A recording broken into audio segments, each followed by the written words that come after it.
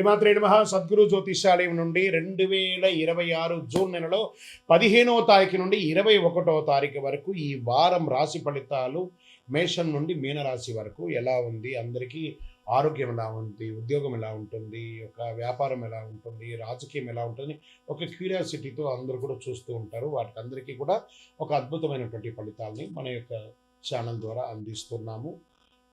జాతకం పడుతున్న వర్షానికి ఒక గొడుగు మాత్రమే, కానీ జాతకం జీవితం కాదు. మీరు మిమ్మల్ని నమ్మండి, మీ యొక్క ఇష్టదైవాన్ని నమ్మండి.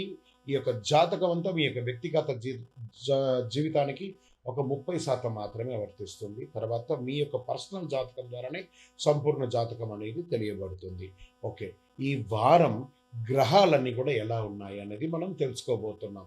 ఈ గురు భగవానుడు కర్కాటక రాశిలో ఉచ్చ స్థితిలో ఉన్నాడు. శని మీనరాశిలో సంచరిస్తున్నాడు. రాహు కుంభరాశిలో, కేతు సింహంలో ఉన్నాడు. జూన్ 15 తర్వాత సూర్యుడు మిథున రాశిలోకి ప్రవేశిస్తున్నాడు. శుక్రుడు కర్కాటకంలో ఉన్నాడు. జూన్ 21న కుజుడు వృషభ రాశిలోకి ప్రవేశిస్తున్నాడు. ఈ యొక్క చంద్రరాశి ఆధారంగా సాధారణంగా ఫలితాలు వ్యక్తిగత జాతకాన్ని బట్టి మారవచ్చు. కాబట్టి మీ యొక్క వ్యక్తిగత జాతకాన్ని మనం తెలుసుకుందాము. ఇంకా మేషరాశి మిత్రులారా, ఈ వారం అంతా కూడాను ఒక అద్భుతమైనటువంటి వారంగా మీరు చూడొచ్చు. కాస్త ఖర్చులు మాత్రం నియంత్రణలో ఉండాలి. ఈ యొక్క మీకు ఉద్యోగస్తులకి, గవర్నమెంట్ ఉద్యోగస్తులకి ప్రశంసలు పొందే అవకాశాలు ఉన్నాయి.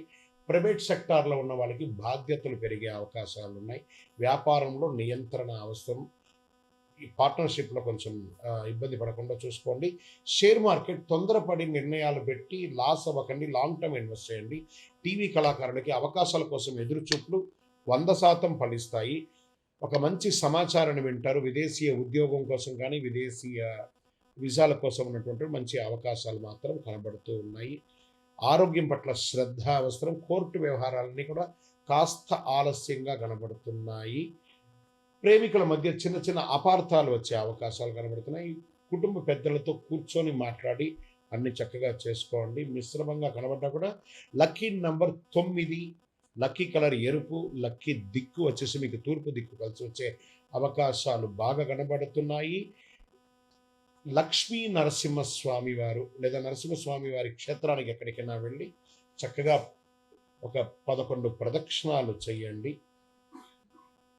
కందిపప్పు కానీ, కందులు కానీ ఎవరికైనా దానం ఇవ్వండి పేదవాళ్ళకి, లేదా ఒక దేవాలయానికి అందించండి. అద్భుతమైనటువంటి ఫలితాలను పొందుతారు. మీ యొక్క వ్యక్తిగత జాతకం తెలుసుకోవడానికి మీ పరిసర ప్రాంతాల్లో ఉన్నటువంటి గురువుల్ని సంప్రదించండి, లేదా మా ద్వారానే తెలుసుకోవాలనుకుంటే డిస్ప్లేలో కనబడుతున్నటువంటి నెంబర్కి మీ పేరు, మీ డేట్ ఆఫ్ బర్త్, మీ time of birth, place of birth WhatsApp చేయండి. గురుగారు, మాకు జాతకంతో పాటు ఇంకేమైనా ఒక అద్భుతమైనటువంటి శక్తివంతమైనటువంటి వస్తువు కొనాలని అనుకుంటున్నామంటే, అతి శక్తివంతమైనటువంటి కరుంగాళి మాలను 48 రోజులు పూజ చేసి, ఇది చాలా పెద్దది, ఇంత పెద్దది కాదు, మీకు చిన్నగానే ఉంటుంది, ఒక 6 mm కానీ 8 mm కానీ మీరు వేసుకోవచ్చు. అలాంటిది 48 రోజులు మన దేవాలయంలో సుదర్శన చండీ హోమం చేసి మీకు అందుబాటులో సిద్ధంగా ఉంటుంది. కావలసిన వారు సంప్రదించండి. విజయోస్తు.